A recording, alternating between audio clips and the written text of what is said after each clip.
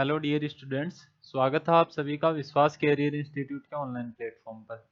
Last chapter में हमने inertial frames के बारे में स्टडी किया था। अब यहाँ कोरियोलिस फोर्स के बारे में स्टडी करना है। जो लास्ट यूनिट्स में हमने गैलीलियन ट्रांसफॉर्मेशन देखा था, गैलीलियन रूपांतरण था, वो किसके लिए था? ओनली इनर्शियल फ्रेम्स के लिए। देखो, स्टार्टिंग में ही हमने दो टाइप्स ऑफ फ्रेम्स पढ़ ली थी। एक को क्या बोला था? इनर्शियल फ्रेम ऑफ रेफरेंस, और दूसरी क्या थी? Non inertial frame of reference. मतलब जड़त्वीय और अजड़त्वीय निर्देश तंत्र, दो प्रकार के निर्देश तंत्र पढ़े हमने। अभी तक जो भी वैल्यूज कैलकुलेट किया, जो भी डेरिवेशन हुई, उन सब में हमने क्या मान के चले हैं कि जो भी फ्रेम ऑफ रेफरेंस है वो कैसी है? इनर्शियल। लेकिन अब हम non inertial frame of references के बारे में पढ़ रहे होंगे, या फिर non inertial frame of reference क्या होती है तो सभी को पता ही है। इनमें कुछ एक्स्ट्रा फोर्सेस लगते हैं, जिनको हम क्या नाम दे देते हैं? सूडो फोर्स या फिर फिक्सिशियस फोर्स। यहाँ मैं लिख देता हूँ। जो इस यूनिट में हमारा फर्स्ट टॉपिक रहेगा, कोरियोलिस यूनिट नहीं है भाई, यही उसी यूनिट का पार्ट चल रहा है अभी, उसी का सेकंड टॉपिक है।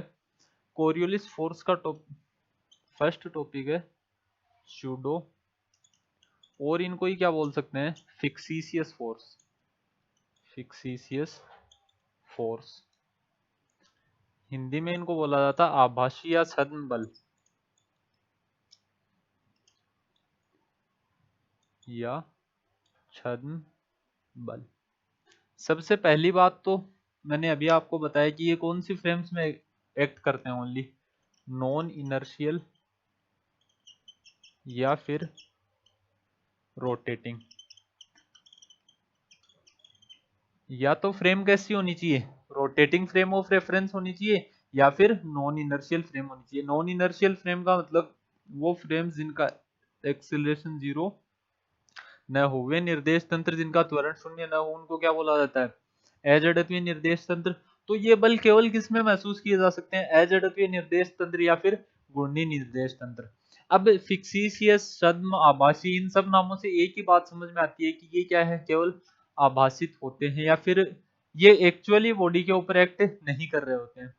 इसकी डेफिनेशन लिखें तो इसके बारे में कहा जाएगा, दीज फोर्सेस डू नॉट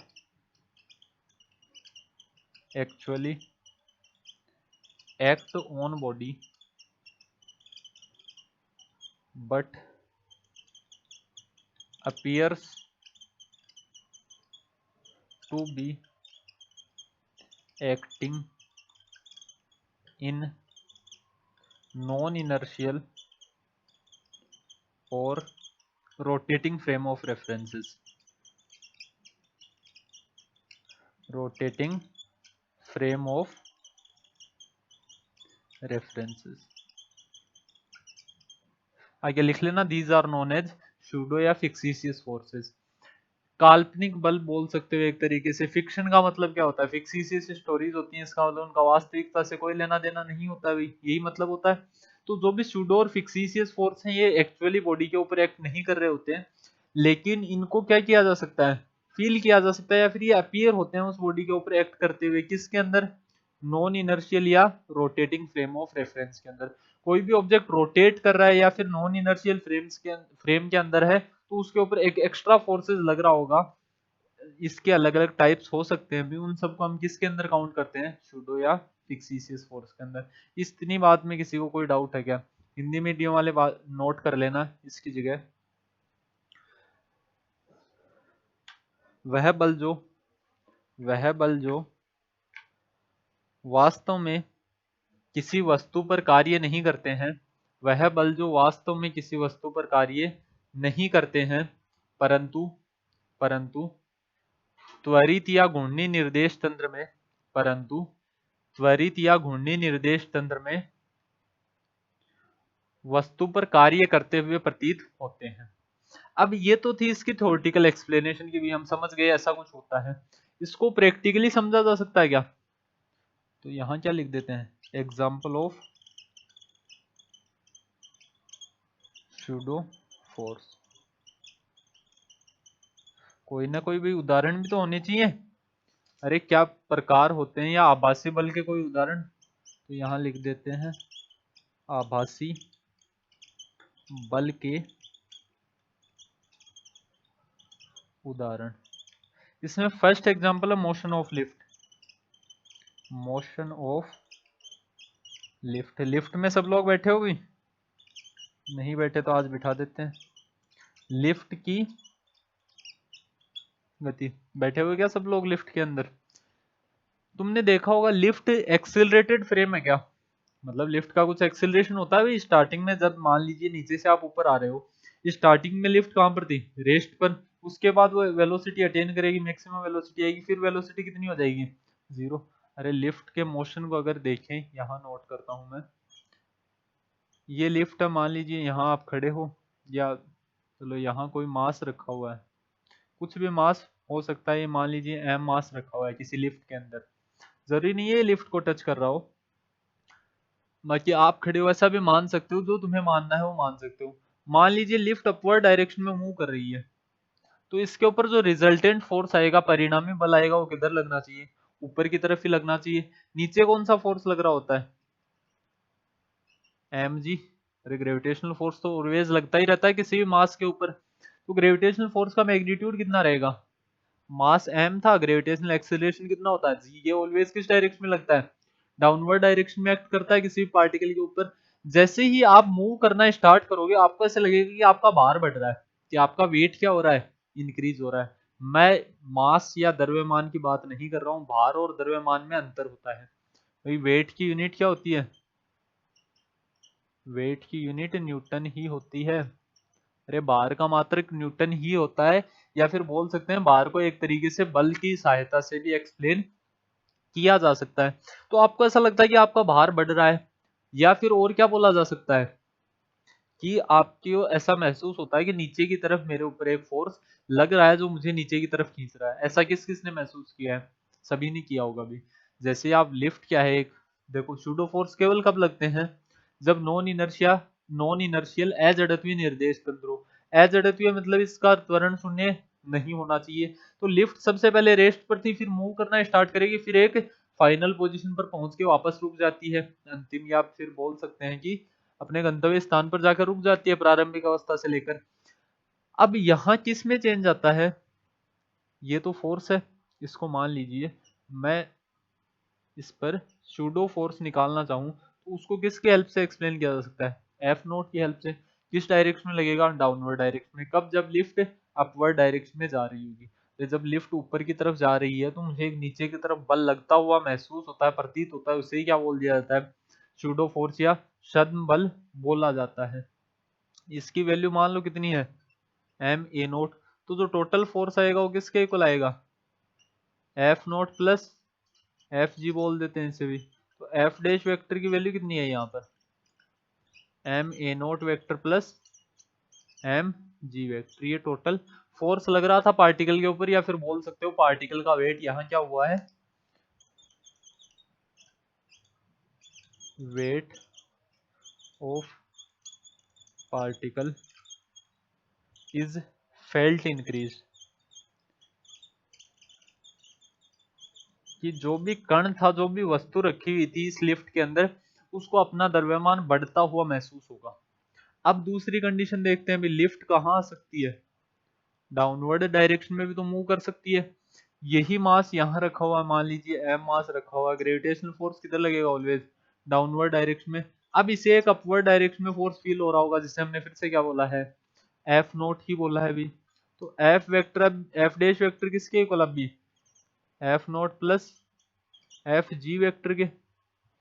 यहां से एफ डैश वेक्टर की वैल्यू लिखना चाहो तो इसको क्या लिखा जा सकता है? M G minus M A nought vector. इसके ऊपर ग्रेविटेशनल फोर्स डाउनवर्ड डायरेक्शन में लग रहा है, मूव भी किस डायरेक्शन में कर रहा है? डाउनवर्ड डायरेक्शन में, लेकिन फिर भी अपवर्ड डायरेक्शन में इसको एक फोर्स फील हो रहा होगा, उसे ही क्या बोला जाता है? सूडो फोर्स या छद्म बल बोला जाता है। सबने महसूस किया क्या भाई? अब जब भी लिफ्ट में बैठो, इस बात के ऊपर गौर करना कि जैसे लिफ्ट नीचे की तरफ जा रही होती है, आपको ऐसा लगता है आपका भार कम हो रहा है, या फिर ऐसा लगता है कि आप ऊपर ही रह गए हो, या ऊपर की तरफ आपके ऊपर कोई फोर्स लग रहा है, जिसको इनर्शिया से भी बोल देते थे कि बॉडी टेंड करना चाह रही है और कुछ। लेकिन अब से एक फिक्स टर्म से नाम लेंगे इसका, क्या बोलेंगे इसको, फिक्सिशियस, सूडो, छद्म, आभासी, जो नाम लेना चाहो वो सब इसी फोर्स के नाम। दूसरा डाउनवर्ड अपवर्ड डायरेक्शन में जा रहा होता है तो हमें क्या लगता है कि हमारा वेट इंक्रीज हो रहा है, या फिर हमारे ऊपर डाउनवर्ड डायरेक्शन में एक फोर्स लग रहा है। ये उस फोर्स की क्या है, मैथमेटिकल एक्सप्रेशन है भाई। बाकी कंसेप्चुअली तुम्हें ये टॉपिक क्लियर होना चाहिए कि सूडो फोर्स, छद्म बल क्या होता है। इस एग्जांपल में लिख लेना मोशन ऑफ लिफ्ट, उसके बाद लिखना, यहाँ क्या लिख देते हैं, इसके अंदर फर्स्ट केस लिखते हैं ना, if lift is moving upward,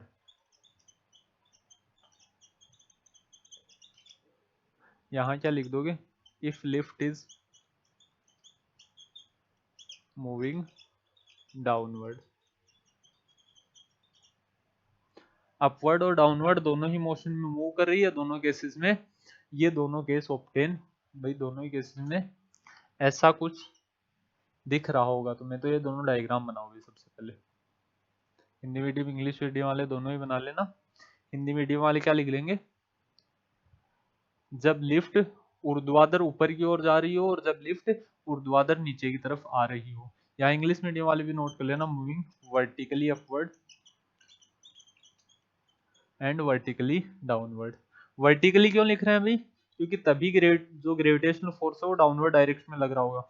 आप कह दो कि कोई लिफ्ट ऐसे मूव कर रही है सर, हम तो ऐसे मूव करवाएंगे, तब उसके ऊपर ग्रेविटेशनल फोर्स उस डायरेक्शन में नहीं लगेगा, तब किस डायरेक्शन में लगेगा, अरे ग्रेविटेशनल फोर्स गुरुत्वाकर्षण बल की तो दिशा एक ही है, ये डायरेक्शन थोड़ी चेंज हो सकती है। नोट करो भाई इनको दोनों को, केवल इतना नोट कर लेना इनके बारे में। ये फॉर्मूला लिख लेना ऊपर डायग्राम बना के। हिंदी मीडियम वालों को मैंने बता दिया, इसको क्या लिख दोगे, यदि लिफ्ट ऊर्ध्वाधर ऊपर की ओर जा रही हो, यदि लिफ्ट ऊर्ध्वाधर नीचे की तरफ आ रही हो, इस डायरेक्शन को अपवर्ड डायरेक्शन बोला है, ये डाउनवर्ड डायरेक्शन को रिप्रेजेंट करते हैं। एरो बना लेना, डाउनवर्ड डायरेक्शन को हमने पॉजिटिव माना, अपवर्ड को नेगेटिव माना, इसीलिए यहाँ -m a0 वेक्टर लिखा हमने।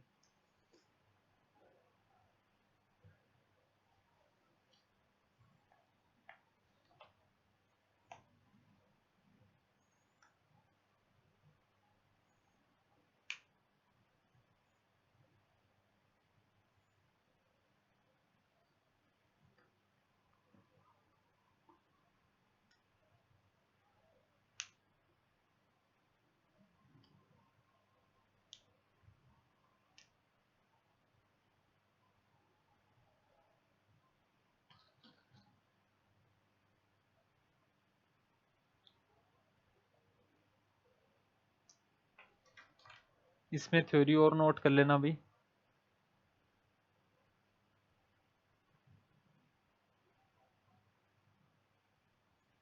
इसमें थ्योरी में नोट करना, यदि कोई लिफ्ट ऊर्ध्वाधर, यदि कोई त्वरित लिफ्ट लिख देना भाई, यदि कोई त्वरित लिफ्ट ऊर्ध्वाधर ऊपर की ओर जा रही है तो, ऊपर की ओर जा रही है तो उसकी गति की दिशा के विपरीत, तो उसकी गति की दिशा के विपरीत उसे, उसमें खड़े व्यक्ति को, उसकी गति की दिशा के विपरीत उसमें खड़े व्यक्ति को एक आभासी बल महसूस होगा जो उसके गति की विपरीत दिशा में होगा, जो उसकी गति की विपरीत दिशा में होगा। इस स्थिति में, इस स्थिति में व्यक्ति को अपने भार में वृद्धि प्रतीत होगी, इस स्थिति में व्यक्ति को अपने भार में वृद्धि प्रतीत होगी।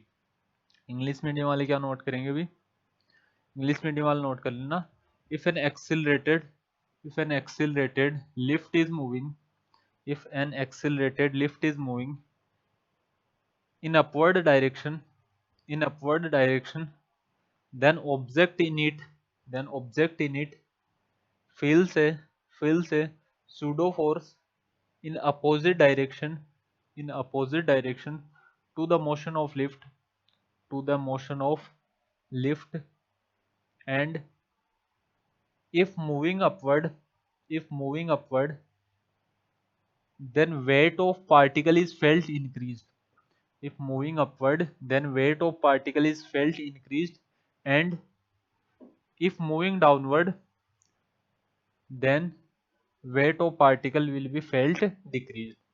यदि यही लिफ्ट ऊर्ध्वाधर नीचे की ओर, हिंदी मीडियम वाला नोट कर लेना, यदि यही लिफ्ट ऊर्ध्वाधर नीचे की ओर आ रही है तो कण को अपने भार में कमी महसूस होगी। ये एग्जांपल समझ में आ गया। नेक्स्ट एक और एग्जांपल है इसका, वो है सेंट्रीफ्यूगल फोर्स। ये फर्स्ट एग्जांपल था। सेकंड एग्जांपल क्या है? Centrifugal force. अब केंद्रीय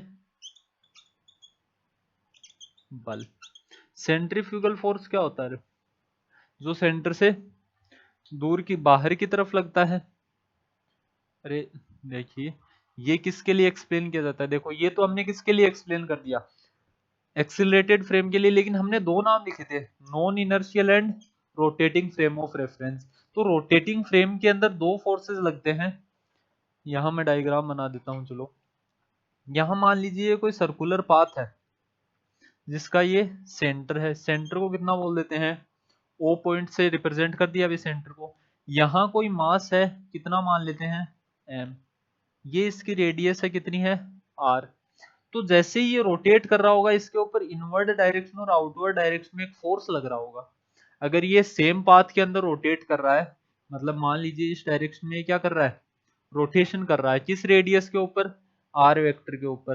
तो इसके ऊपर इनवर्ड और आउटवर्ड डायरेक्शन में एक फोर्स लगता है, इसे तुम बोलते थे सेंट्रीपिटल फोर्स, और इसे बोल देते हैं सेंट्रीफ्यूगल फोर्स। मतलब ये अपकेंद्रीय बल होता है, ये अभिकेंद्रीय बल होता है। जो केंद्र की तरफ लगे वो अभिकेंद्रीय, सेंट्रीपिटल जो सेंटर की तरफ लगे, और जो सेंटर से दूर फोर्स लगे वो कैसा, सेंट्रीफ्यूगल फोर्स। ऐसा फोर्स तुमने महसूस किया है कभी? आज भाई घर पे एक रस्सी लेना, उससे एक पत्थर को बांधना, तुमने घुमाया भी होगा काफी बार। रस्सी से पत्थर को बांध के उसको रोटेट करते हैं, तो तुमने देखा होगा जैसे उस पार्टिकल की वेलोसिटी बढ़ाते जाते हैं क्या होता है, या फिर उस पार्टिकल का मास बढ़ा दिया जाए तो क्या होता है, हमें ज्यादा फोर्स लगाना पड़ता है। अरे ये होल्डिंग फोर्स ही तो है, ये सेंटर होता है, तुम जहां से पकड़ के रखते हो उसको, इसी के चारों तरफ उसको क्या कर रहे हो, रोटेट कर रहे हो। तो रोटेट कब तक करता रहता है, जब तक उसके ऊपर इनवर्ड डायरेक्शन और आउटवर्ड डायरेक्शन में लगने वाला फोर्स क्या हो, इक्वल हो। मान लीजिए आउटवर्ड फोर्स ज्यादा हो गया तो वो हाथ से निकल के चला जाता है, देखा है क्या आपने? और इनवर्ड फोर्स ज्यादा होता तो उसकी वेलोसिटी बढ़ने लग जाती, वापस से वो क्या हो जाता है, मतलब उस स्टेट के अंदर वो नहीं रहता है। अगर आप वेलोसिटी कम कर दोगे वो वापस कहां पर आ जाता है, सेंटर के ऊपर आ जाता है। तो उस पार्टिकल के ऊपर एक फोर्स लग रहा होता है जो उसको किस पे रखता है, साम्य अवस्था में रखता है, इक्विलिब्रियम में रखता है। साम्य अवस्था केवल कब हो सकती है, when F C P is equal to F C F.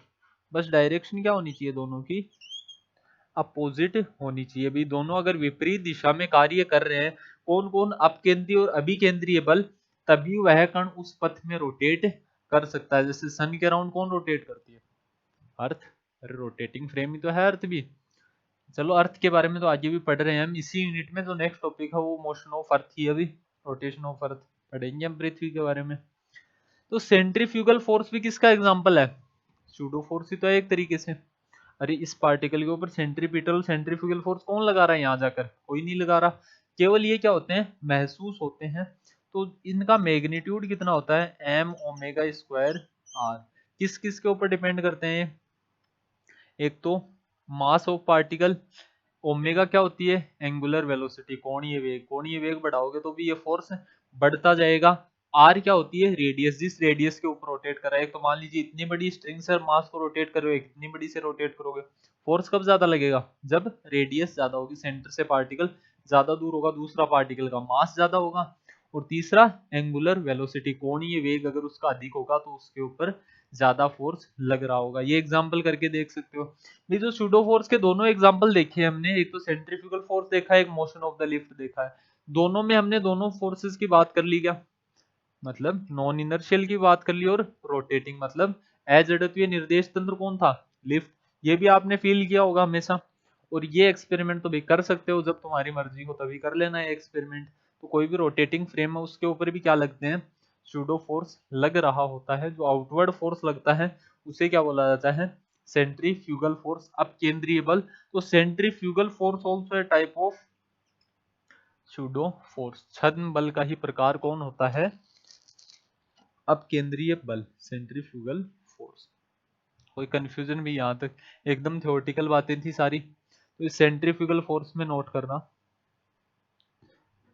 यदि m द्रव्यमान का एक कण, यदि m द्रव्यमान का एक कण r त्रिज्या पर, यदि m द्रव्यमान का एक कण r त्रिज्या पर घूर्णन गति कर रहा है, तो घूर्णन गति कर रहा है तो उस पर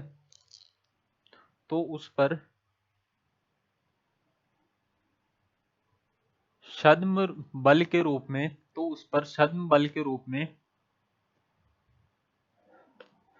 अपकेंद्रीय बल कार्य करता है। अपकेंद्रीय बल कार्य करता है। यदि उसका कोणीय वेग, यदि उसका कोणीय वेग ओमेगा है, यदि उसका कोणीय वेग ओमेगा है, वह त्रिज्या r है, वह त्रिज्या r है, तो इस बल का परिमाण, तो इस बल का परिमाण m ओमेगा स्क्वायर r होता है। वहां लिखा हुआ भाई, तो इस बल का परिमाण कितना होता है? m ओमेगा स्क्वायर r होता है। वह यह बल कण पर केंद्र से बाहर की ओर लगता है, केंद्र से बाहर की ओर लगता है। बस इतना काफी है। अभी इंग्लिश मीडियम वाले नोट कर लेना, मैं लिख देता हूं। If A particle of mass m rotating in a circular path of radius r with angular velocity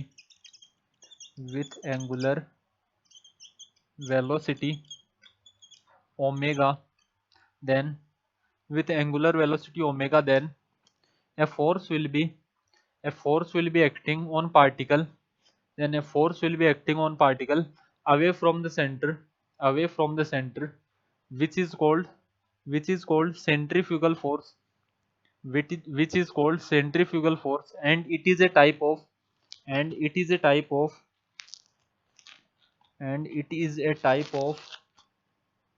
pseudo force, and it is a type of pseudo force.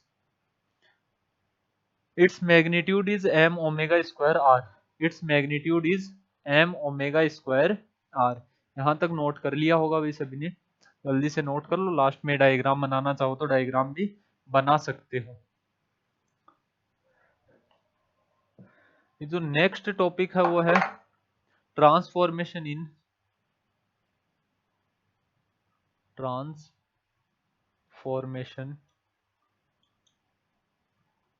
In rotating frame of reference।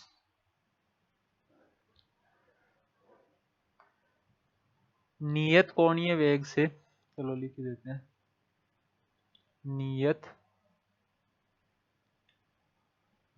कोणीय वेग से गुणित निर्देश तंत्र में रूपांतरण। अब तो किसी को कोई कंफ्यूजन नहीं है ना भाई ट्रांसफॉर्मेशन के अंदर, कि रूपांतरण या ट्रांसफॉर्मेशन किसे बोला जाएगा? होना भी नहीं चाहिए भी कंफ्यूजन। अरे ट्रांसफॉर्मेशन तो हम पढ़ ही चुके हैं इससे पहले। तो भाई डायग्राम बनाते हैं रोटेटिंग फ्रेम ऑफ रेफरेंस का। सबसे पहले एक रेस्ट फ्रेम बना लेते हैं। अरे किसके रेस्पेक्ट में रोटेट कर रहा है? तो यहाँ एक फ्रेम बना ली हमने। ये पॉइंट क्या है? ओ। इस फ्रेम को नाम क्या दे देते हैं? S frame. ये एक्स एक्सिस, ये वाई एक्सिस और ये जेड एक्सिस। ये तो भाई हम हमेशा से करते आए हैं। जो दूसरी फ्रेम है वो इसके रेस्पेक्ट में क्या कर रही होगी, रोटेट। तो क्या सेंटर चेंज होगा क्या, सेंटर तो चेंज नहीं हो रहा होगा, लेकिन टाइम के साथ इसकी पोजीशन चेंज हो रही होगी। इस फ्रेम को नाम क्या दे देते हैं, आर फ्रेम बोल देते हैं, रोटेटिंग फ्रेम तो या एस प्राइम भी बोल सकते हो। ये एक्स डैश, ये वाई डैश और ये जेड डैश। रोटेट किससे कर रहा है ये, ओमेगा टी से, ओमेगा एंगल से रोटेट, ओमेगा एंगुलर वेलोसिटी से रोटेट कर रहा है। तो ये एंगल कितना हो जाएगा, ओमेगा टी। तीनों सेम ही एंगल होंगे क्या, क्यों, क्योंकि हमने क्या माना है कि स्टार्टिंग में एक दोनों फ्रेम्स कैसी रही होंगी, कोइंसाइडिंग, अरे संपाती रहे होंगे दोनों निर्देश तंत्र, ऐसा ही तो मान के चलते हैं। यहां पार्टिकल बना लेते हैं, इसे बोल दिया पी पॉइंट के ऊपर कोई पार्टिकल रखा हुआ है जिसका पोजीशन वेक्टर कितना है, इस फ्रेम के रेस्पेक्ट में आर डैश वेक्टर और एस फ्रेम के रेस्पेक्ट में आर वेक्टर। क्या ये दोनों वैल्यूज इक्वल होंगी क्या, अरे आर और आर डैश वेक्टर इक्वल ही होंगे क्या।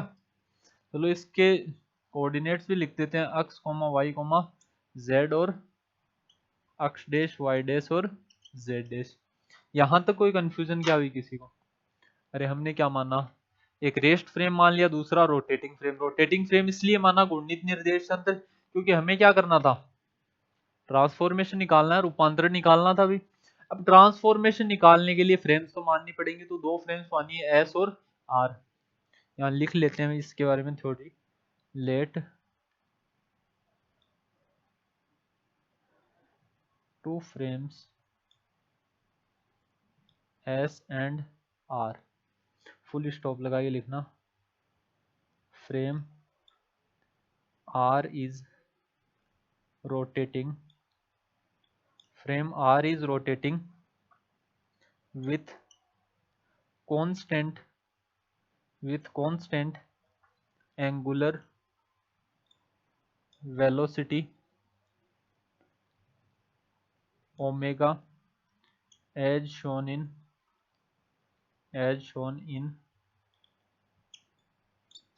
above diagram। माना कि दो निर्देश तंत्र S व R, माना कि दो निर्देश तंत्र S व R जिनमें R निर्देश तंत्र S के सापेक्ष, इसमें R निर्देश तंत्र S के सापेक्ष नियत कोणीय वेग ओमेगा से, R S के सापेक्ष नियत कोणीय वेग ओमेगा से घूर्णन गति कर रहा है, घूर्णन गति कर रहा है, जैसा कि उक्त चित्र में दर्शाया गया है। तो सबसे पहले ये हेडिंग लगाओ, ये डायग्राम बनाओ और ये थ्योरी नोट कर सकते हो। इस थ्योरी से जो जो चीजें हमारे सामने आई हैं उन चीजों को हमें यूज भी लेना भी आज ये डेरिवेशन के अंदर। अब यही ट्रांसफॉर्मेशन निकाल रहे होंगे हम। सबसे पहले इतना नोट कर लो, एक्स कोऑर्डिनेट जरूर लिख लेना इस पॉइंट के दोनों फ्रेम्स के रेस्पेक्ट में।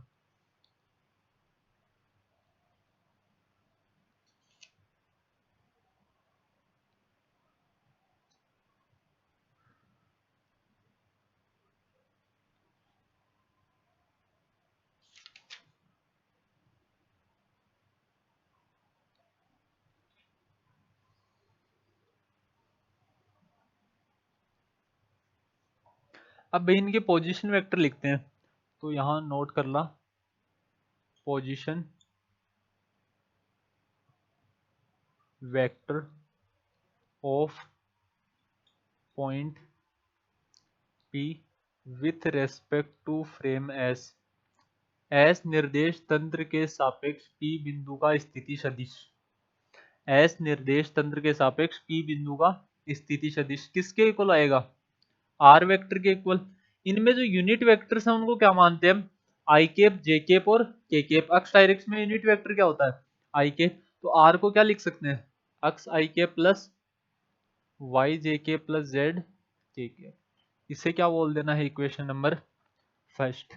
अब same position vector of point P with respect to frame R, R निर्देश तंत्र के सापेक्ष पी बिंदु के स्थिति सदिश कितना बोला हमने, आर वेक्टर किसके इक्वल, आर डैश वेक्टर के क्या लिख सकते हैं, अक्ष डैश आई कैप लिख सकते हैं, करे नहीं लिख पाएंगे भी इस बार। कारण क्या है? कारण ये है कि पहले जितनी भी फ्रेम्स पढ़ी हमने, जितने भी निर्देश तंत्र पढ़े, उसमें आई कैप, जे कैप और के कैप चेंज नहीं हो रहे थे। अरे जैसे ये एक फ्रेम थी, ये दूसरी फ्रेम थी, ये मान लीजिए इधर मूव कर रही है, इधर मूव कर रही है, किधर भी मूव कर रही है, लेकिन डायरेक्शन थोड़ी चेंज हो रही है। अरे इनका मैग्नीट्यूड कितना होता है, आई कैप, जे कैप, के कैप का? एक के इक्वल होता है। परिमाण तो एक ही होता है, केवल किसको व्यक्त करते हैं? दिशा को व्यक्त करते हैं। तो रोटेटिंग फ्रेम में दिशा को व्यक्त करेंगे तो पहले अक्ष देश की डायरेक्शन ये थी, अब अक्ष देश की डायरेक्शन ये है। कुछ टाइम बाद टाइम के साथ साथ कौन चेंज होते जा रहे हैं? यूनिट वेक्टर्स भी चेंज हो रहे हैं क्या? तो यहां हम यूनिट वेक्टर्स को क्या किससे रिप्रेजेंट करेंगे? Let unit vectors for R frame are I cap dash, J cap dash and K cap dash। माना कि R निर्देश तंत्र के लिए, माना कि R निर्देश तंत्र के लिए एकांक सदिश I cap dash, J cap dash व K cap dash है। ये हमने मान लिया अभी। किनको माना है? यूनिट वेक्टर्स को। अब लिख सकते हो दोनों है तो इक्वली। आर वेक्टर किसके इक्वल? आर डैश वेक्टर के इक्वल। दिख रहा है अभी डायग्राम में तुम्हें? इसकी वैल्यू कितनी आ जाएगी? अक्ष डैश आई cap dash plus Y dash जे cap dash plus Z dash के कैप डैश। इसको क्या बोल देते हैं? Equation number second. दोनों के लिए हमने क्या निकाल लिया? पोजीशन वेक्टर, स्थिति सदिश की वैल्यू निकाल ली। अब अगर वेलोसिटी निकालना चाहें, वेलोसिटी ऑफ पार्टिकल, तो क्या आएगी? Rate of change in position को ही हम क्या बोल देते हैं? वेलोसिटी बोल सकते हैं भाई। तो अगर निकालना चाहें वेलोसिटी ऑफ पार्टिकल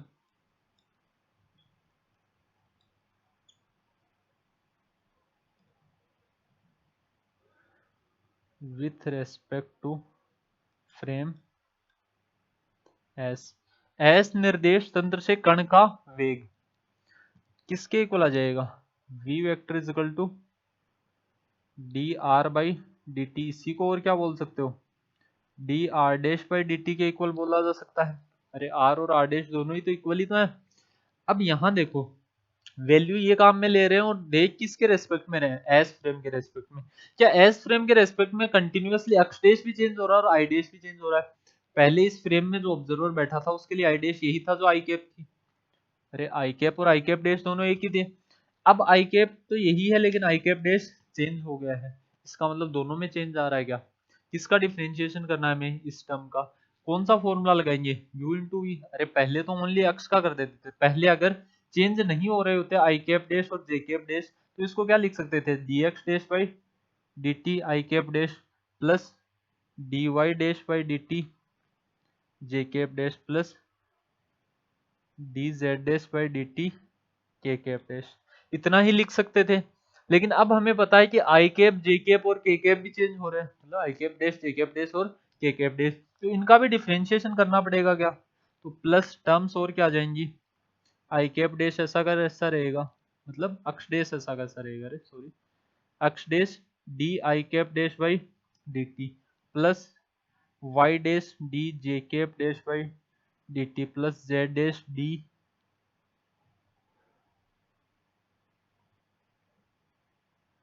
के कैप डैश बाई dt। इससे हमने कितने नंबर इक्वेशन बोल दिया? Equation number third. बात समझ में आई क्या सबकी? वेलोसिटी किस फ्रेम में है? एस फ्रेम में। एस, यही एस डैश फ्रेम में होती तो हमें i cap dash, C cap dash का चेंज नहीं करना पड़ता, क्योंकि ऑब्जर्वर भी किस क्या कर रहा है? साथ साथ रोटेट कर रहा है। आप साथ साथ रोटेट कर रहे हो तो आपके लिए डायरेक्शन चेंज नहीं हुई है। लेकिन एस फ्रेम से देखने पर इनमें भी लगातार टाइम के साथ क्या आ रहा होगा? चेंज आ रहा होगा। किसमें? आई कैप डैश, जे कैप डैश और के कैप डैश में। अब u इंटू वी का डिफरेंशिएशन तुम्हें आता है D u by D T. ऐसा करें तो, या फिर अक्ष के रेस्पेक्ट में फॉर्मूला पढ़ा होगा तुमने, d u by d x, v को ऐसा का ऐसा रखेंगे plus u d v by d x. ऐसा पढ़ा है क्या तुमने कभी? तो इसी प्रॉपर्टी से तो हम में ले रहे, यूवी की जगह क्या थे यहाँ पर? अक्ष डैश और आई कैप डैश। तो पहले अक्ष डैश का डिफरेंशिएशन करेंगे, आई कैप डैश को क्या रख लिया? कांस्टेंट। फिर अक्ष डैश को कांस्टेंट रख लिया, किसका डिफरेंशिएशन कर दिया? आई कैप डैश का। तो जिनको कंफ्यूजन हो भी वो ये लाइन साइड में नोट कर लेना है जो अभी मैंने फॉर्मूला लिखा है। यहां तक नोट करो भी एक बार के लिए।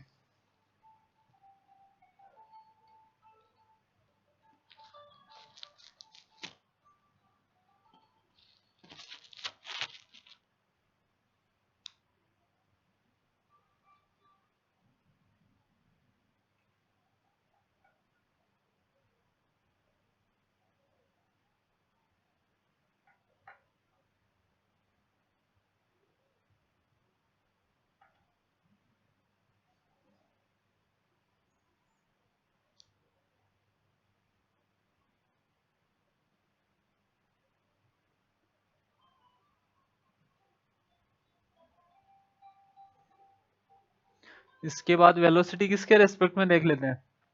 नेक्स्ट लिख लो भाई, velocity of particle, velocity of particle with respect to frame s के रेस्पेक्ट में देख लिया था। आर निर्देश तंत्र के सापेक्ष कण का वेग। इसमें हम एक चीज नोट करेंगे, let differential operator in r frame be d dash by D t. जो डिफरेंशियल ऑपरेटर है वो चेंज कर लिया, एक बार नोट करो इस लाइन को।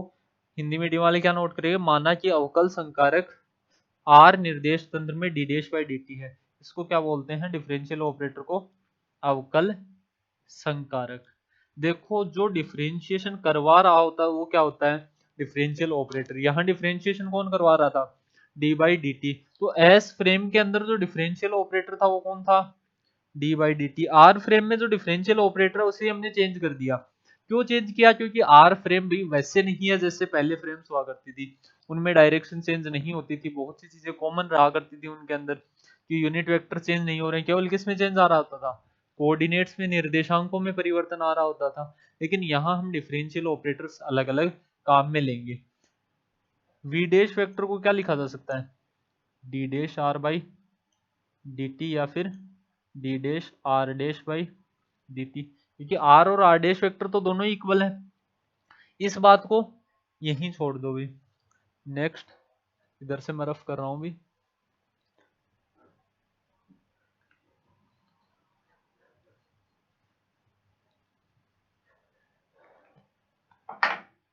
वैसे अगर वी डैश वेक्टर की वैल्यू देखी जाए तो वो किसके इक्वल आनी चाहिए, अरे वी आर डैश यही है क्या, इसका क्या कर लेना है, हमें डिफरेंशिएशन कर देना। क्या आई कैप जे कैप डैश और के कैप डैश का डिफरेंशिएशन होगा इस बार, नहीं होगा। तो वी डैश वेक्टर की वैल्यू कितनी आनी चाहिए, डी अक्ष dash by D T I cap dash. क्यों, क्योंकि किस फ्रेम के रेस्पेक्ट में देख रहे हैं, आर फ्रेम के। ये यहाँ चेंज क्यों हो रहे थे, क्योंकि ऑब्जर्व किसके रेस्पेक्ट में किया जा रहा था, एस फ्रेम के, एस निर्देश तंत्र के सापेक्ष देखा जा रहा था। लेकिन आर निर्देश तंत्र के सापेक्ष देखा जाए तो यही वैल्यू आएगी, plus D Y dash by D T J cap dash plus D Z dash by D T के कैप डैश। इसे बोल देंगे इक्वेशन नंबर 4। यहां तक किसी को कोई कंफ्यूजन। वेलोसिटी हमने दोनों फ्रेम्स के अंदर निकाल ली है अभी। वेलोसिटी के लिए ट्रांसफॉर्मेशन देखना में, सबसे पहले वेग के लिए रूपांतरण। अब वी नो दैट, हमें क्या पता है भाई, जो v वेक्टर होता है वो होता है ओमेगा क्रॉस आर वेक्टर। अगर आपने थोड़ा बहुत भी रोटेशन के बारे में पढ़ा है तो ओमेगा क्रॉस आर वेक्टर किसके बराबर होता है, वेलोसिटी के। अरे ओमेगा की वैल्यू कितनी, देखो जो भी क्वांटिटीज हो उनको अगर डायरेक्टली नहीं पहचान पा रहे तो उनकी यूनिट से पहचानने की कोशिश किया करो, किससे, मात्रक से। इसकी यूनिट निकालो, अगर वेलोसिटी के इक्वल आ रही है तो ये किसकी वैल्यू है, वेलोसिटी की वैल्यू है। ओमेगा किसके equal, 2 pi by T, 2 pi constant, time मतलब इसकी यूनिट कितनी है, सेकंड इनवर्स। आर मतलब, अरे आर पोजीशन है, इसका मतलब किसमें होगी, मीटर। मीटर बाय सेकंड किसकी यूनिट होती है, वेलोसिटी की।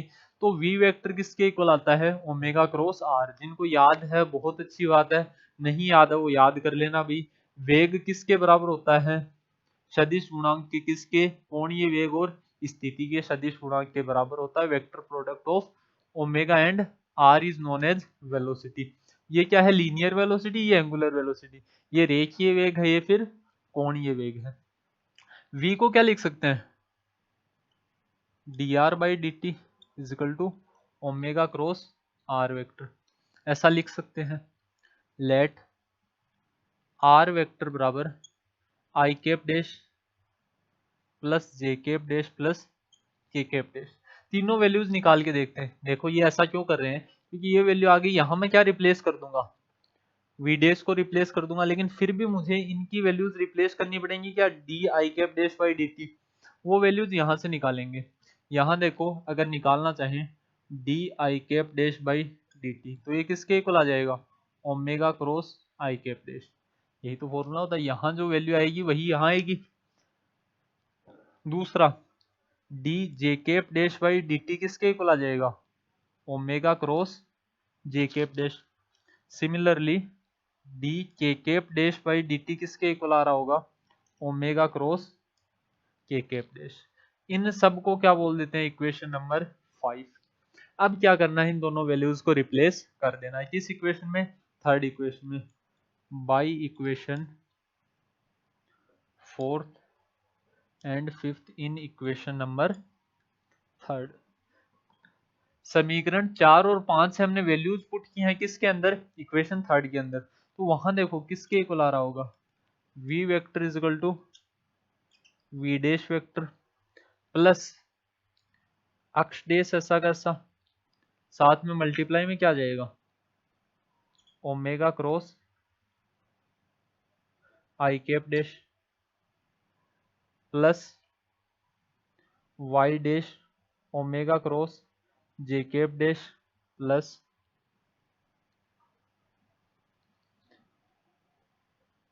X dash y dash z dash omega cross k cap dash. देखो इन तीनों की जगह तो हमने क्या लिख दिया, वी डैश वेक्टर लिख दिया। अभी इधर ध्यान देना, यही वैल्यू है क्या वी डैश वेक्टर की, velocity of particle in r frame rotating frame of reference.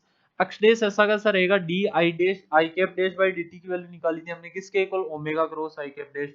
इसकी भी वैल्यू निकाली, इसकी भी वैल्यू निकाली है, तीनों वैल्यूज को पुट किया है, अभी कुछ नहीं किया है इसके अलावा। यहाँ से ओमेगा क्रॉस को मैं बाहर लिख देता हूँ, v dash equal v vector is equal to v dash vector plus omega cross, कितना बचेगा अंदर, अक्ष डैश आई cap dash plus Y dash जे cap dash plus Z dash के कैप डैश। इसको वापस से अंदर मल्टीप्लाई कर दोगे तो अक्ष डैश तो क्या है, स्केलर क्वांटिटी है, केवल ओमेगा क्रॉस प्रोडक्ट किसके साथ होगा, आई कैप डैश के साथ, यहाँ जे कैप डैश के साथ, और यहाँ के कैप डैश के साथ। अरे वेक्टर क्वांटिटी का क्रॉस प्रोडक्ट सदिश गुणांक सदिश का किसके साथ होता है, एक सदिश भौतिक राशि के साथ ही।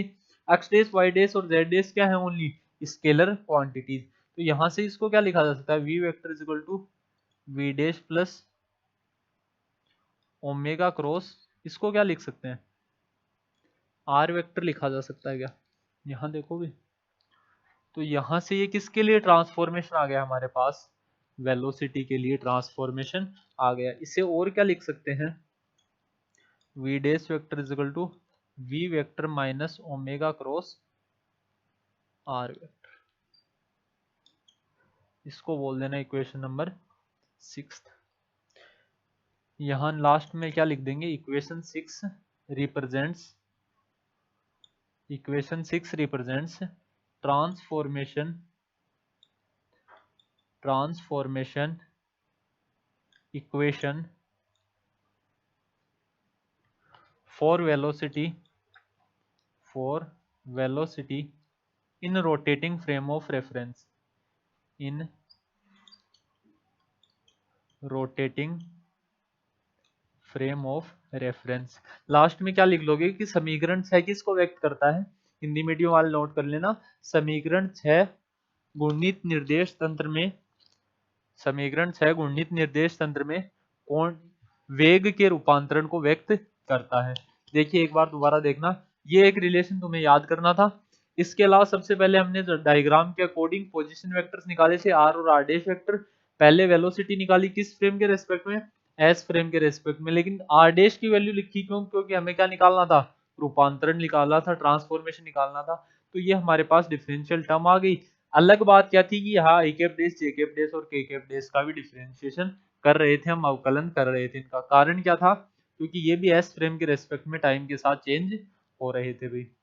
उसके बाद आर फ्रेम में वेलोसिटी निकाल ली, तो डिफरेंशियल ऑपरेटर माना गया, उसे कितना माना गया, D dash by D T.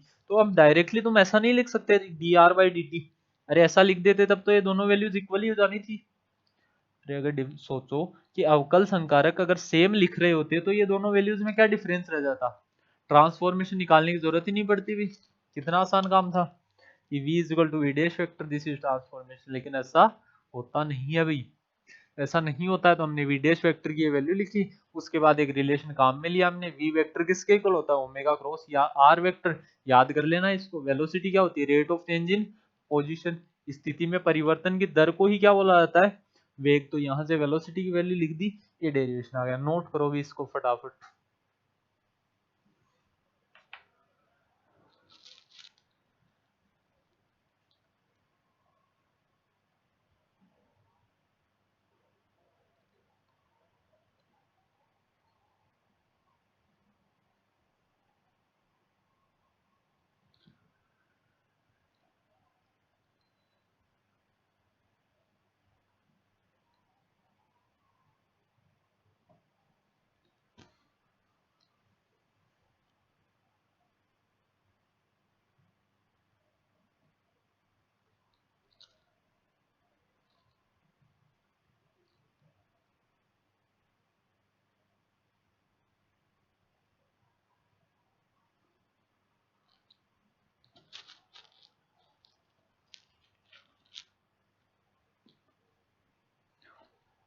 Note कर लिया भी। अरे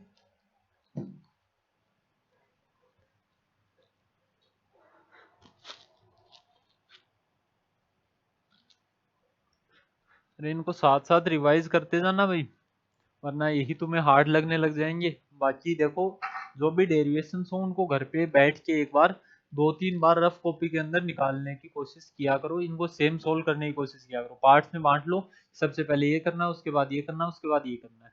अगर एक्सीलरेशन का ट्रांसफॉर्मेशन निकालना तो पहले क्या निकालनी पड़ेगी, वेलोसिटी। वेलोसिटी निकालनी है तो पहले पोजिशन। तो ये ऑर्डर याद रखना, क्योंकि v किसके equal, d are by D T के, और a किसके equal, dv by D T के। इसी को और क्या लिख सकते हो, d square r by D t square. ये सारी वैल्यूज तो तुम्हें पता है ना, नहीं पता है तो मेरी फर्स्ट जो लेक्चर था उसको रिवाइज करो एक बार फिर से, ठीक है।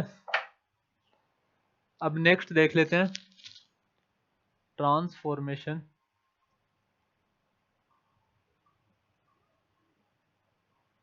For acceleration. किसके लिए ट्रांसफॉर्मेशन देखना है, रूपांतरण किसके लिए देखना है, त्वरण के लिए। किसमें, रोटेटिंग फ्रेम ऑफ रेफरेंसेस के अंदर ही देखना भी ये ट्रांसफॉर्मेशन।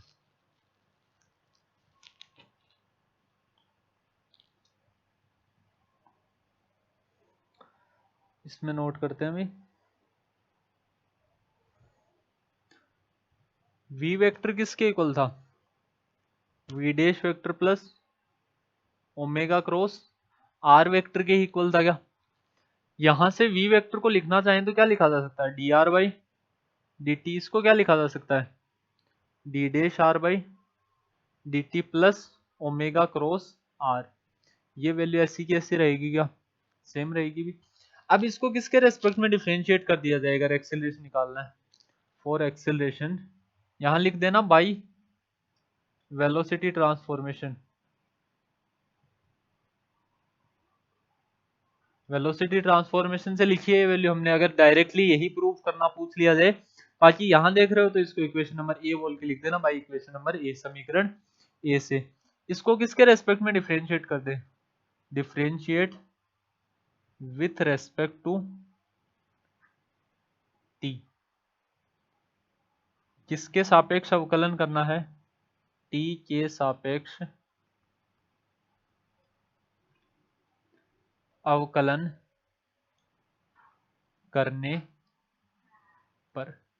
डिफरेंशिएशन करना है किसके रेस्पेक्ट में, टी के रेस्पेक्ट में क्या आ जाएगा, d square r by D t square is equal to d by D t इस कंप्लीट टर्म का डिफ्रेंशिएशन करना है d dash r by D t plus omega cross r, तो कंप्लीट का ही डिफ्रेंशिएशन करना पड़ेगा, अवकलन करना पड़ेगा। अब देखो यहाँ ऑपरेटर अलग है और यहाँ डिफरेंशियल ऑपरेटर अलग है, तो रिलेशन किसके अंदर निकालना पड़ेगा सबसे पहले, इन अवकल संकारकों के अंदर भी तो एक रिलेशन निकालना पड़ेगा।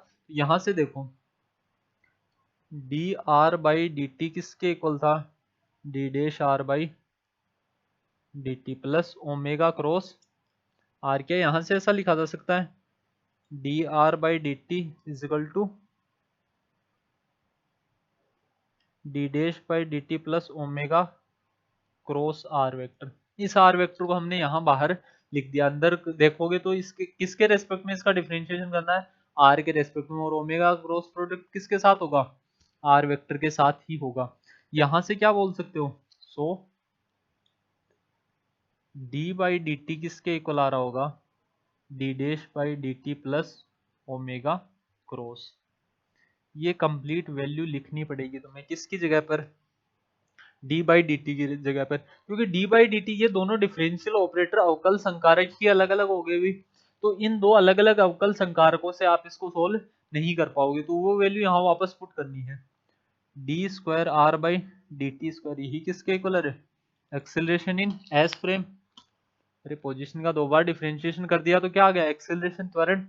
यहाँ से d square r by D t square को किसके इक्वल लिखना है, डी बाई डी टी की जगह कितना लिखोगे, d dash by D t plus omega cross, और अंदर मल्टीप्लाई में क्या थी पहले से value, d dash r by D t plus omega cross r vector.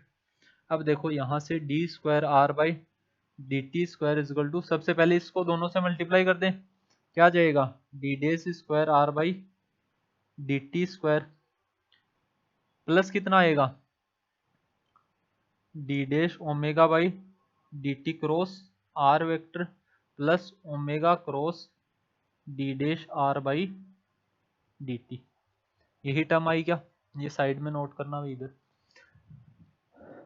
इसके आगे ओमेगा को क्रॉस प्रोडक्ट करना है, प्लस कितना आ जाएगा, omega cross d dash r by D t plus omega cross r. यहाँ ब्रैकेट लगा देंगे भाई कि पहले इन दोनों का क्रॉस प्रोडक्ट करना है, फिर जो वैल्यू है उसका किसके साथ दोबारा क्रॉस प्रोडक्ट करना है, ओमेगा के साथ। देखना यहाँ क्या किया, सबसे पहले जब भी हम एक्सीलरेशन त्वरण निकाल रहे होते हैं तो क्या करते हैं, वेलोसिटी को डिफरेंशिएट, ये वेलोसिटी की इक्वेशन थी, इसको दोबारा किसके रेस्पेक्ट में डिफरेंशिएट कर दिया, टाइम के रेस्पेक्ट में, तो ये रिजल्टेंट इक्वेशन बनी d square r by D t square. लेकिन डी बाई डी टी को वापस किसके फॉर्म में लिखना था, d dash by D t, क्योंकि दोनों अवकल संकारकों में एक संबंध तो स्थापित करना ही था हमें। वो रिलेशन यहाँ से आ गया हमारे पास, ये वैल्यू पुट की, अब आपस में मल्टीप्लाई करना है, बस कुछ नहीं करना अब। तो यहाँ से मल्टीप्लाई करोगे तो D dash by D T, यहाँ क्या हो जाएगा, d dash square by D t square plus इस, ये दो वैल्यूज हैं तो पहले ओमेगा का डिफरेंशिएशन, फिर किसका, आर का डिफरेंशिएशन। ओमेगा कांस्टेंट होता है, अरे हमने स्टार्टिंग में क्या लिखा था कि ओमेगा क्या है, नियत कोणीय वेग है, कांस्टेंट का डिफरेंशिएशन कितना, सो सो डी डैश डब्ल्यू बाई डी टी किसके इक्वल आ जाएगा, 0 के इक्वल। इस वैल्यू को ऊपर वाले में पुट करो भाई,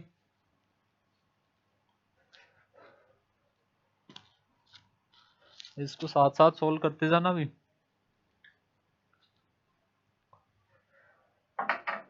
यहाँ देखो ये वैल्यू ऐसी की ऐसी रहेगी, ये वैल्यू भी ऐसी की ऐसी रहेगी, इसकी वैल्यू कितनी हो गई, 0।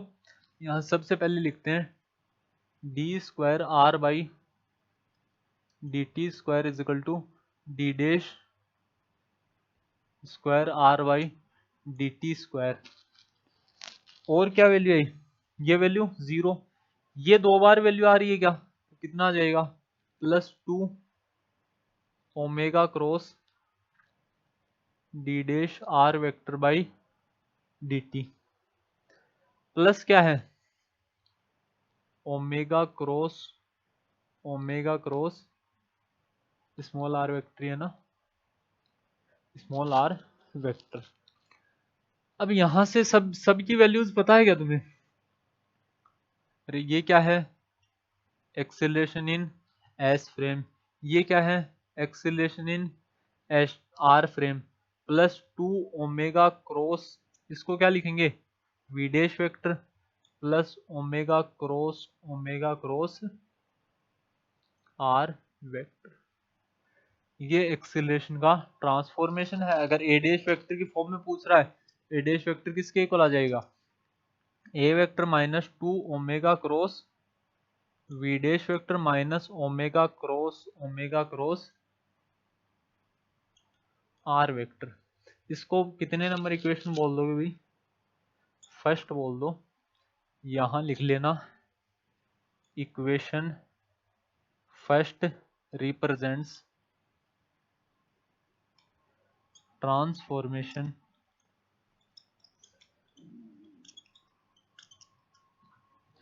Equation first represents transformation for acceleration in rotating frame of reference. समीकरण फर्स्ट गुणित निर्देश तंत्र में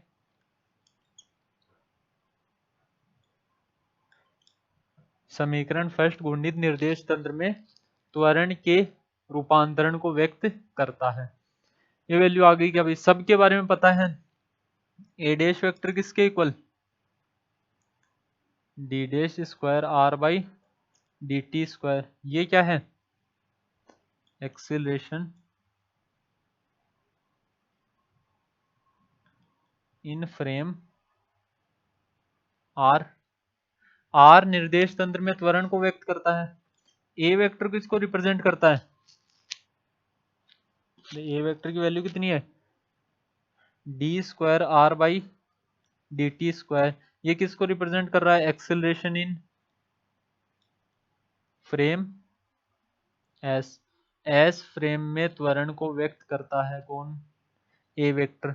उसके अलावा कौन कौन से कंपोनेंट बच गए, 2 omega cross v dash vector और ओमेगा क्रॉस आर वेक्टर। ये दोनों भी किसकी फॉर्म में होंगे, एक्सेलरेशन की फॉर्म में होंगे। इससे बोला जाएगा कोरियोलिस एक्सेलरेशन। नई टर्म है, क्या बोलोगे इसे, कोरियोलिस एक्सेलरेशन, कोरियोलिस त्वरण। यही चैप्टर का नाम भी था क्या भाई। कोरियोलिस एक्सेलरेशन किसके ऊपर डिपेंड करता है, ओनली कब ऑब्टेन होगा, जब फ्रेम कैसी हो, रोटेटिंग। क्योंकि रोटेटिंग फ्रेम नहीं है, इसका मतलब ओमेगा कितना, 0 मान सकते हो भी कि रोटेटिंग ही नहीं है, तो उसकी एंगुलर वेलोसिटी कितनी होगी, 0। तो ये तो कोरियोलिस एक्सेलरेशन होता है। ये भी एक टाइप ऑफ क्या है, सूडो फोर्स, सदिश बल है, आभासी बल है। हमने अभी बात की थी सेंट्रीपिटल सेंट्रीफ्यूगल फोर्स की वैल्यू कितनी आ रही थी, एम ओमेगा स्क्वायर आर के इक्वल आ रही थी। एम क्या होता है, मास, ओमेगा स्क्वायर आर क्या होता है, एक्सीलरेशन। अरे जो भी फोर्स है फॉर्मूला तो एक ही रहना है, द्रव्यमान गुणा त्वरण। तो यहाँ जो ओमेगा स्क्वायर आर था उसी को वेक्टर फॉर्म में यहाँ क्या लिख दिया गया है, ओमेगा क्रॉस आर। तो इससे हम क्या बोल सकते हैं, यह सेंट्रीपिटल एक्सीलरेशन, अभिकेंद्रीय त्वरण।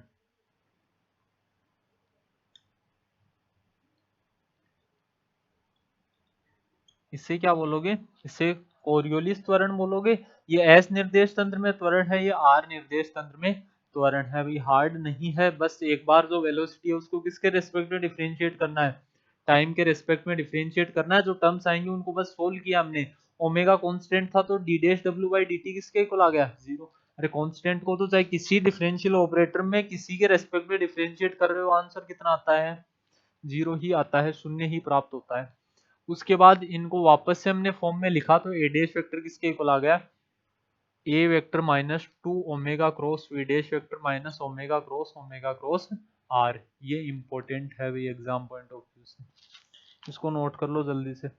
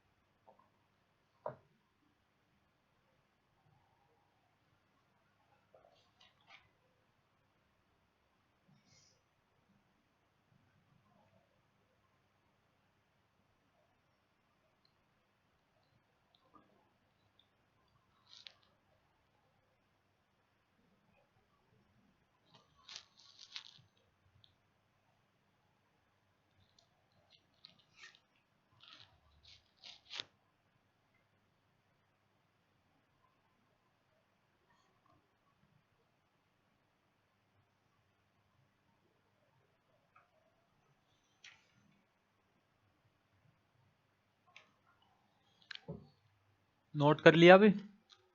देखो इसी के आगे अगर नेगेटिव साइन लगा दिया जाए तो वो क्या हो जाएगा, सेंट्रीफ्यूगल एक्सीलरेशन, अपकेंद्रीय त्वरण हो जाएगा अगर नेगेटिव साइन लगा दिया जाए तो। अपकेंद्रीय और अभिकेंद्रीय का परिमाण क्या होता है, बराबर, केवल डायरेक्शन से अपोजिट होती है क्या। अब नेक्स्ट, ट्रांसफॉर्मेशन फॉर फोर्स पूछ ले, या फोर्स को किस फॉर्म में लिखा जाएगा वो पूछ लिया जाए, तो क्या बताओगे। बस इसी इक्वेशन को किससे मल्टीप्लाई कर देना है, मास से मल्टीप्लाई कर देना है, on multiplying equation first by m. M से किसको गुणा करना है, समीकरण फर्स्ट को, तो ये किसके इक्वल आ जाएगा, m a dash vector is equal to m a vector minus 2m omega cross v dash vector minus m omega cross r. ये वैल्यूज आ जाएंगी। यहां से इसको लिख देते हैं, ये क्या है, f dash vector is equal to f vector, इसको बोला जाता है एफ सी वेक्टर, और इससे क्या बोला जाएगा, एफ सी एफ बोल देते हैं। सबको एक्सप्लेन कर देते हैं अभी एक साथ। एफ वेक्टर की वैल्यू कितनी है, फोर्सेस कौन कौन से एक्ट कर रहे हैं, फर्स्ट फोर्स एफ वेक्टर, इसकी वैल्यू कितनी है, एम ए वेक्टर, ये क्या है, actual force acting in s frame, S निर्देश तंत्र में लगने वाला वास्तविक बल कौन है, एफ वेक्टर, लिख लेना, एस निर्देश तंत्र में लगने वाला वास्तविक बल है भाई एफ वेक्टर। सेकंड क्या है, एफ सी वेक्टर, इसकी वैल्यू कितनी है, -2m omega cross v dash vector, it is Coriolis force. इसे क्या कहा जाता है, कोरियोलिस बल कहा जाता है। कोरियोलिस फोर्स की वैल्यू किसके ऊपर डिपेंड करेगी, अगर इसको मैं मैग्नीट्यूड की फॉर्म में लिखना चाहूँ तो ये किसके इक्वल आएगा, -2m, या चलो वेक्टर फॉर्म में लिख देते हैं, -2m ओमेगा, पहले लिख दिया था क्या भी, omega omega v dash sine theta n cap. Theta किसके बीच का एंगल है, angle between omega vector and v dash vector. ओमेगा और वी डैश वेक्टर के मध्य बनने वाला कोण किससे रिप्रेजेंट किया है, थीटा से, और एन केप क्या है, unit vector in direction of Coriolis force.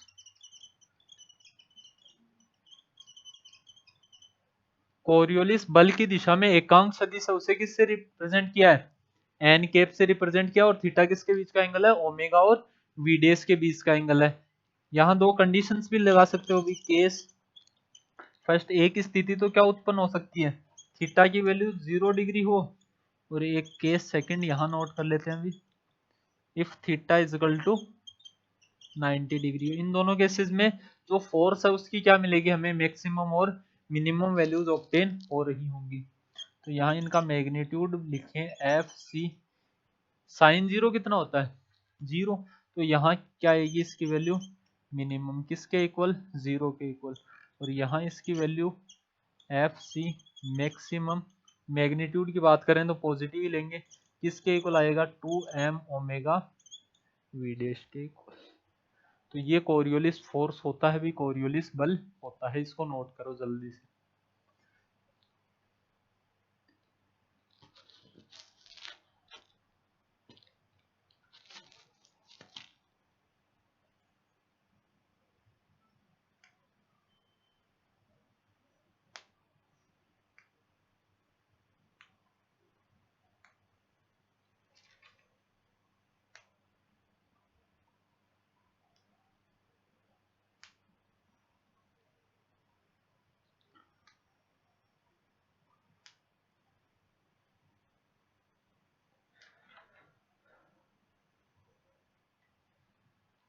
Coriolis force के बारे में और क्या कहा जा सकता है यहाँ से?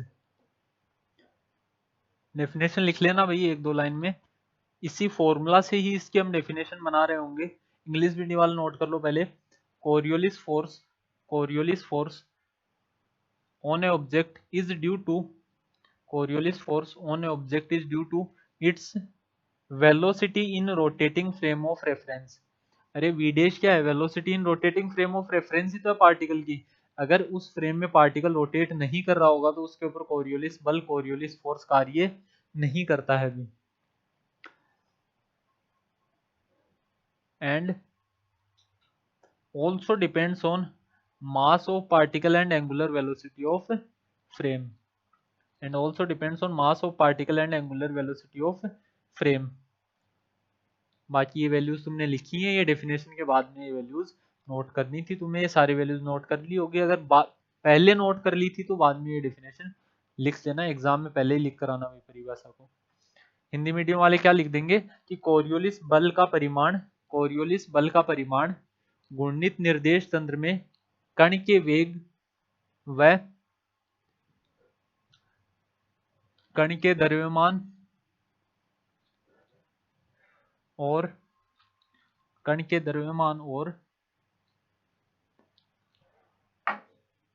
कोणीय वेग पर निर्भर करता है। उसके बाद ये वैल्यू लिख लेना। जो लास्ट कंपोनेंट है, थर्ड कंपोनेंट, वो किसके इक्वल है? FCF के इक्वल। इसकी वैल्यू कितनी है? Minus m omega cross r vector. ये किसको रिप्रेजेंट करता है? It represents centrifugal force. यह अपकेंद्रीय बल को व्यक्त करता है। Its magnitude is m omega square r and it is a type of pseudo force. ये सारी बातें पता है भाई, हमने अभी जस्ट पहले जब एग्जांपल देख रहे थे सूडो फोर्स के तो वहां इसको एग्जांपल की फॉर्म में देखा था सेंट्रीफ्यूगल फोर्स को। यहाँ लिख देना, यह अपकेंद्रीय बल को व्यक्त करता है, इसका परिमाण m ओमेगा स्क्वायर r होता है, वह यह एक प्रकार का छद्म बल है। यहाँ लिख लेना, हियर नेगेटिव साइन रिप्रेजेंट्स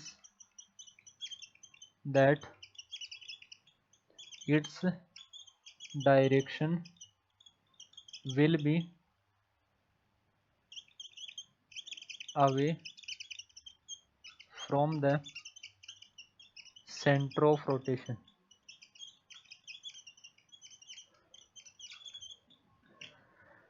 ये एक प्रकार का छद्म बल होता है भाई।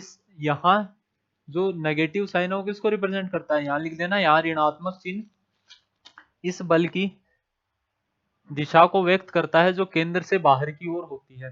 इस बल की दिशा को व्यक्त करता है जो केंद्र से बाहर की ओर होती है। जो सेंट्रीफ्यूगल फोर्स होता है उसकी डायरेक्शन क्या होती है?